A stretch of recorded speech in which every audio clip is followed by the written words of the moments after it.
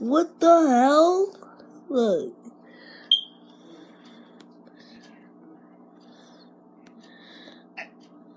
These have got to be pranks. There is no way a barber goes in to cut your hair, and then they get your hairline all the way to the back of your head. The hairline's over here, not the back of the head. That's got to be pranks. That's got to be pranking someone.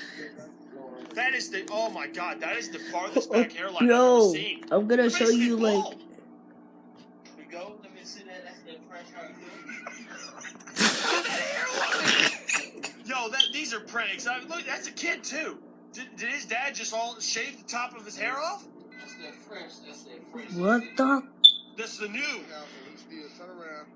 Why is he holding up a piece of paper? Do a spin, 360 spin. Come on. Oh, that's not a haircut. That's a design. What the hell? This is the worst. He's got the old man haircut. He looks like he's bald.